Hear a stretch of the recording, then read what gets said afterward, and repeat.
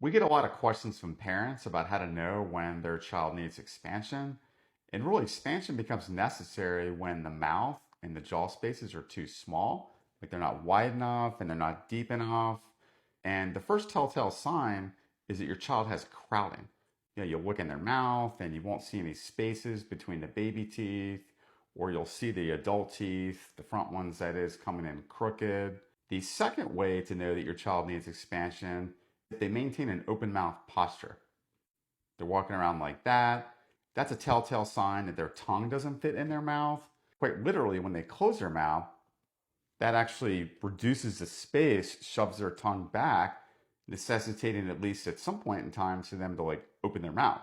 The third way to know that your child needs expansion is if they have an overbite or a teeth flare. That is, that the upper teeth come out a little bit past the lower teeth. And typically what that means is that the upper jaw is not wide enough in order to get all the teeth to fit in the mouth. The front ones actually have to flare out. That's actually a form of crowding. That means there's not enough room for the teeth to line up in a normal pattern, so they flare out. This actually produces like the buck teeth look that sometimes people have.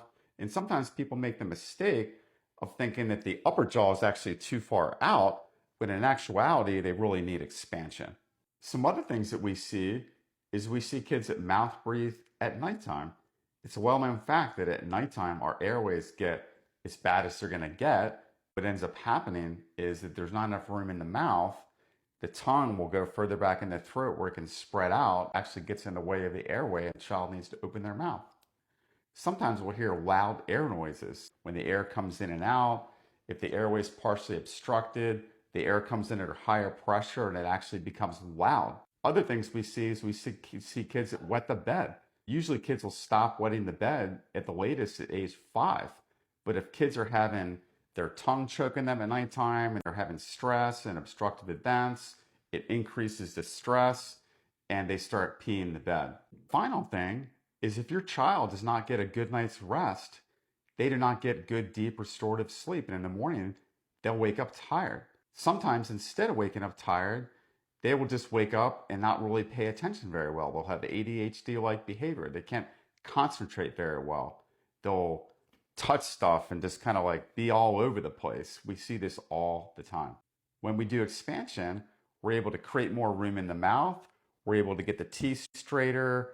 We're able to create the space where the tongue will stay in the mouth. It'll hopefully get rid of the obstructive events so our kids breathe better and sleep better.